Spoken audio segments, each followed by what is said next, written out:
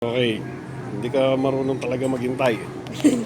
Magandang hapon po. Sinundo ko po sa school ang Jonas ko. Sabi ko, ibibili namin ng cake ang Josawa, ang mami niya. Yun po ang nagustuhan niya, yung Black Forest. Yun po. Ano yan? Yan ba kukunin? Yan ba kukunin natin? Yes. Kontra ka na naman. Sinabi ng gusto ko yung Black Forest. Yes, I wanted the Black Forest. Okay, kuhanin mo na. Which one? Ano dyan ang kukunin mo? Ano ang date? Tinignan mo ba yung date ng kung kailan nila ginawa? They're made the same. Okay, yung walang moist ang kuhanin mo. Hawakan mong mabuti, hawakan mo na maayos. Nakita nyo naman ang forma niyan, oh. Parang si Mikuni. Hindi ba gumagawa ng ano yon, ng karburador ng motor sa Japan si Mikuni? Baka bumagsak pa, kaya ikot mo. Okay, I'm doing magbabayad. a fit check.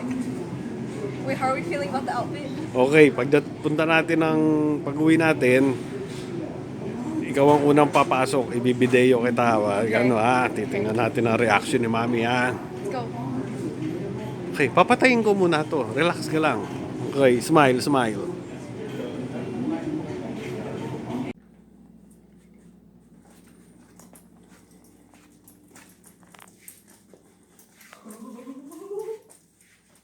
Happy birthday to you. Happy birthday to you. Happy birthday. Happy birthday. Ooh. Happy birthday to you. Round of applause, please. Round of applause. Okay. Baby. It's a huge one. Make a wish. Wala ba? Paano ko mag-wish? Just blow. Just blow on the plastic. Wala yung gusto mo, sweetheart? It says French bread. It's Black Forest. It says a French It says bread. Black Forest. Where? Black Forest Oh, this is cream Dad. cake. This is Daddy's favorite. Thank you. Love you. Why are you still recording me? Wait, can we eat? 'Cause I'm hungry. Eat what? What's your bag? Ano yung bag mo dyan? Oh, akala ko. Okay. Pwede the ref, ano? You wanna eat slice? Yes. You want a piece of me? Joke lang. Talagang asawa ko. The piece of my cake. That's what I meant. Talaga naman. Yung asawa ko talaga. Mamaya, ano pa tayo ng YouTube.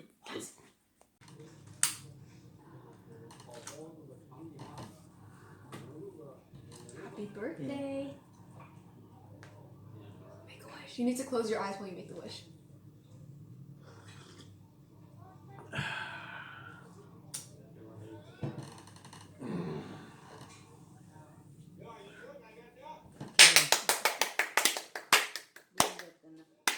Ganito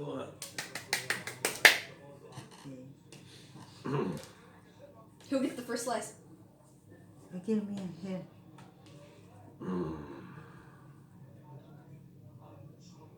Gosh. So, it's melting now. Ganito lang po kami mag-celebrate ng birthday po. Napakasimple. I'm gonna try Walang it. mag-arbong handaan, walang isang barangay na iniimbita. Kasi wala naman pong tsaka mahirap pong mag-imbita dito. Kaya sa Sabado po, ayun, yung magkakapatid, mga in-laws ko, may salo-salo po kasama ang mga anak-anak. So dito po sa Amerika, sa Canada, pag nag-imbita kayo at kailangan kada nag-imbita sa amin, pupuntahan namin. Kasi sa susunod, pag kami naman ay nag-imbita, pupuntahan din nila. Pag hindi nyo pinupuntahan yung mga nag-iimbita sa inyo, hindi rin nila kayo pupuntahan. Kasi napaka-importante po ng oras dito. Hindi po dahil dun sa pagkain ang pinupunta ng tao dito. Yung... Ang pinupunta po ng tao dito sa pag-attend sa mga party ay yung po kanilang social obligation. Yung pakikipagkapwa-tao. Kasi sa pagkain naman po walang problema dito eh. We have abundance. At naalala ko nga po nung nasa Canada ako, pati yung pakikipag-inuman, napakahirap din mag-imbita dito. Cheers! Happy birthday! Ay, nalaglag!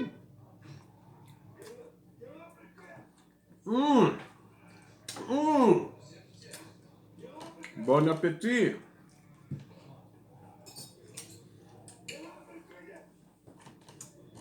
Ay, hindi naniniwalaan ako sa mga friends ko na sinasabi tsaka sa mga nihonggo ko na sinasabi. Akala niya mini-makeup ka.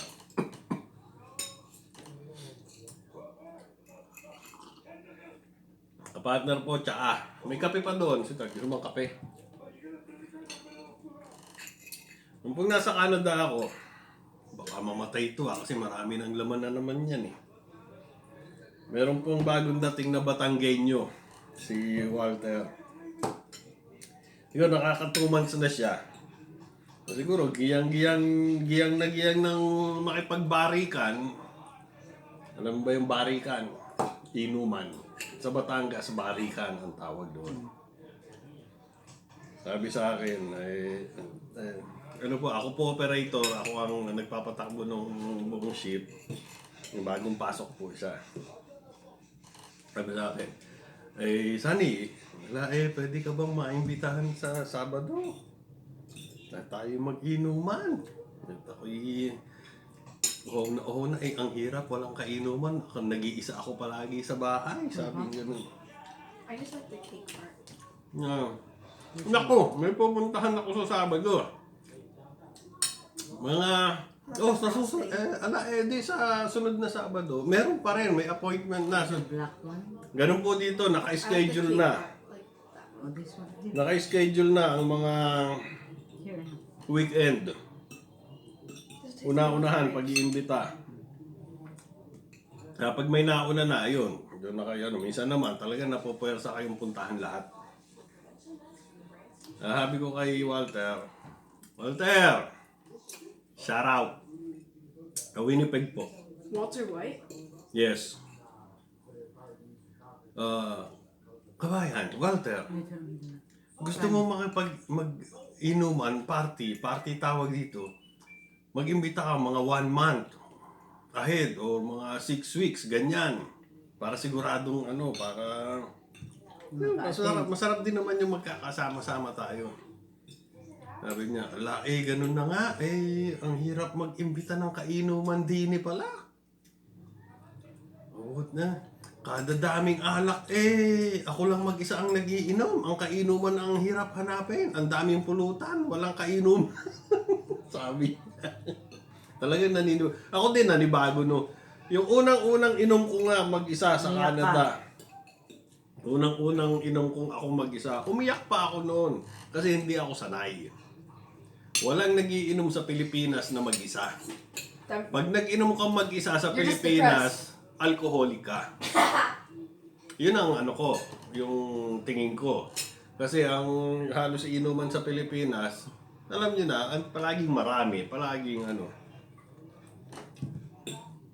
Sabi nga nila, maglawit ka lang ng beer sa bintana o sa gate nyo, magdadatingan na ang mga kainuman mo. Pero dito po sa Amerika, sa Canada, wala. Talagang kailangan nyo mag-aral na uminom mag-isa. Kaya ko konti lang meron mo. Yeah. Di ba? Matagal na po ako hindi nalalasing. Siguro mga 8 years na. Hindi ko nararanasang malasing na. Pero may bisita tayo noon, right? Last time ko nalasing, nung nandito kasi naman pabasa, no? Mm-hmm. Ang tagal na nun. Birthday ko yun. Sila nung nung 41 ako. 50 ka. 50 ba? So, 6 years ago, I thought it was 7 years ago. ang tagal ko na po hindi nararanasan. Kaya pagka nagdi-dinner kami, May tigil isang basong wine kami. Isang boteng beer. That's it. Wala na. Na iba na, tumatanda na tayo. Naiba na ang takbo ng ano ng katawan natin. Kailangan na rin nating mag-isip. At isa pa, mahal ang pampagamot.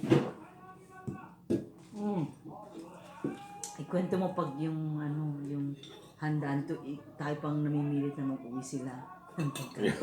No. Saka po pagka may handaan dito, sa atin talagang pagka naghandaan, nung nakita ko yung mahal na araw, talagang ubos-ubos. Dito talagang pinipilit po namin iuwi ang mga pagkain na natira kasi ang daming natitira at hindi kayang ubusin ng masasayang. Kaya kami pa nakikiusap sa mga bisita. Hindi kami ha. Yun yung buong In general. in general po yan, Canada, US. Talagang iuwi nyo na yung mga pagkain, sayang. Kasi talagang pag pinuntahan po kayo ng inimbitan nyo, napakalaking karangalan po nun. At saka nagdadala sila ng mga pagkain. Nagdadala sila ng mga Pilipino, nagdadala ng pagkain. Oh, mga puti, yan ang magaganda sa mga puti. Mga Pilipino, pag nagdala ng isang case na beer yan, pag hindi naubos yan, iiwanan na nila doon sa pinuntahan nila. Nagdala ng isang boteng pundador yan, 2 shot lang ang nabawas, iiwanan na nila yan. Pero ang mga puti dito sa US, sa Canada, pag may natira, iuwi nila. Yun po ang kultura nila. Nung una ko makita yan, medyo na anuhan ako. Pero yun ang kultura nila, kailangan nating respeto yun. Nagdala ng 6 na boteng beer, isa lang ang nainom, iuwi niya yung 5. Hindi niya iiwanan yun. Yan po ang kultura ng mga puti dito. Wow. Pero mga Pilipino, hindi. Ano man matira, iiwanan nila yan. Binili po ng Junakis ko ang nanay niya ng cake. Meron daw siyang na-save na money, sabi sa akin. Dagdagan ko na lang daw. Daddy, may pera ka ba? Dagdagan mo yung pera kong naiipon dito. Gusto kong ibili ng cake si mami. Wala ka ng pero Kaya yun po, dumaan po Wala kami ka sa allowance pala ngayon, no? Safeway at binili po na. No, wala Kaya ka ng ito po. pera. Ngayon po talaga birthday ng Josawa. Hindi po kagabi na nag-dinner kami. Hindi, wala ka ng Okay. pera na. Anyway, Ito po, it's gonna come back 100-fold. No? Well, maraming salamat po pagsama ninyo sa amin ngayon sa continuation ng birthday celebration ng Josawa. At mamaya naman po yung wish daw niya tutuparin ko. Let's get Amazon. Ha? Amazon. Ano yung Amazon? Amazon Forest?